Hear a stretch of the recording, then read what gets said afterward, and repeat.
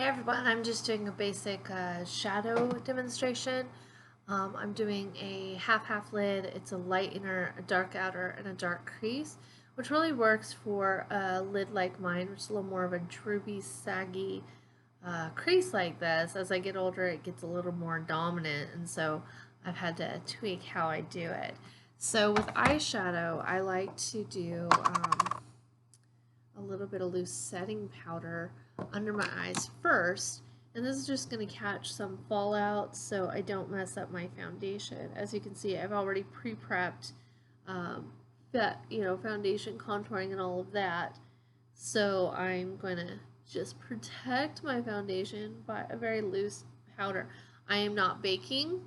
That is not a good look for a woman of my age.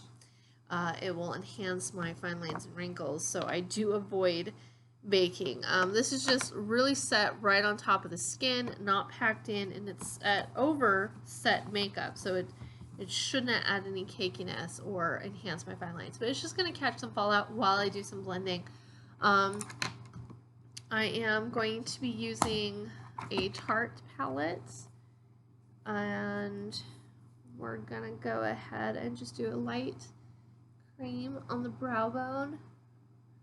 Brow bone is always first.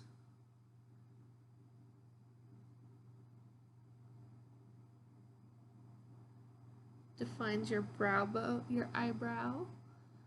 And just set that into place.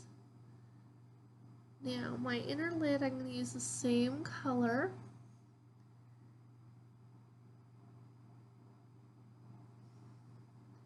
And again, you also want to set your shadow and just press it into place. It wears longer than if you fluff it on. I like Tarte shadows. They're pretty good. They do have a lovely smell to them. They smell kind of like cocoa. The only downside to them is they tend to be powdery. So there's a lot of fallout when you pick up the products. I'm doing a little bit of a darker outer lid.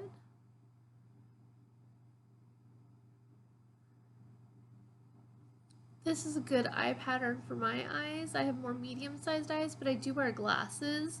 So my goal is to make my eyes look larger, because once you put on the glasses, no matter what size your eyes are, they shrink. And doing a little bit of the light on the inside helps make my eyes look bigger. So a little dark there.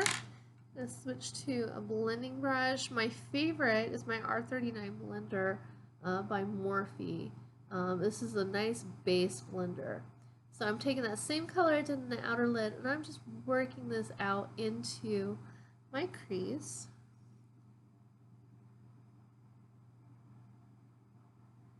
And then I will be using some other browns to create a little more dimension into my crease. This is just going to give a base color.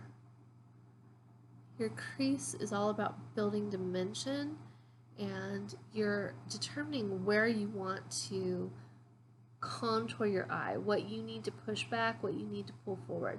Whatever you want to hide, that's where you're using the dark color to push back. So for me, I have my drippy crease, so I'm going to be putting darker colors more into here to help push that back. I don't want to bring too much color into here and have too much spillover, because that can kind of close down and make my eye look smaller. So I have to be careful about how I'm blending. Some eyes can take shadow all the way into here in your crease. Others need to stop a little back. It just depends on your eye. If your eyes are a little more like this and you bring a lot of dark in here, it's going to look even darker. So you'd want to keep more light in there. So it just depends on your eye shape. Now I'm going to be switching to a little bit of a darker color. And I'm going to put it along in here. I'm going to be doing some contouring, basically, and using the dark color to push my crease back so my eye doesn't look so droopy. And back to the Morphe brush to blend. And this is just a soft, kind of not crazy natural, because I like a little more bolder colors. Also, I am blind, and so when I do eyeshadow, I tend to be a little heavier handed on myself because I don't have my glasses on. My clients, I can be as soft as they need, but for me, I can't see, so I have to see what I'm putting on. So my creases always end up being a little darker than I maybe intended. It just all, but this is still more of a natural look with like natural browns and stuff like that. And then I'm going to brighten up my inner right here. And that is a basic half-half lid.